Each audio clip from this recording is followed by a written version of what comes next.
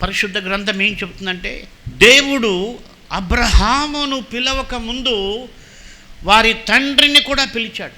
అబ్రహామును కానానుకు నడిపించడానికి ముందు అబ్రహాము యొక్క తండ్రిని కూడా ఆయన పిలిచాడు. ఆయన కూడా దేవుని యొక్క పిలుపు ఆయనకు కూడా ఉంది. మనం ఆ విషయం చూడొచ్చు. 11వ అధ్యాయంలో ఆయన ప్రయాణమయ్యాడు. 11వ అధ్యాయం 31వ వచనం. తెరహు అంటే అబ్రహాము యొక్క తండ్రి. తెరహు తన కుమారుడగు అబ్రామును, తన కుమారుని కుమారుడనగా హారాను కుమారుడైన లోతును, తన కుమారుడగు అబ్రహాము భార్య అయిన శారయను తన కోడలను తీసుకొని కనానుకు వెళ్ళి కల్దీలను ఊరను పట్టణములో నుండి వారితో కూడా బయలుదేరి హారాను మట్టుకు వచ్చి అక్కడ నివసించిరి. వారికి ఒక డెస్టినేషన్ ఆల్రెడీ ఉంది, కానీ అక్కడ ఆగిపోయాడు. తెరహు అక్కడ ఆగిపోయాడు.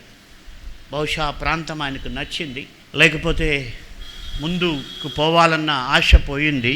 అక్కడే బతికాడు, అక్కడే చనిపోయాడు. హారానులో తెరహు మృతి పొందెను అని ఆ అధ్యాయం ముగించబడింది. చాలామంది విశ్వాసుల జీవితాలు కూడా అక్కడే ముగించబడతాం. దేవుణ్ణి వెంబడించటానికి ఒక గొప్ప ఆశతో ప్రయాణం చేస్తారు. ఎక్కడో ఏదో ఒక దానికి ఆకర్షించబడి హారాను మట్టుకు వచ్చి తెరహు చనిపోయినట్టు, ఆత్మీయ యాత్రలో ఒక స్థాయి వరకు వచ్చి అక్కడ ఆగిపోయేటువంటి ప్రమాదం.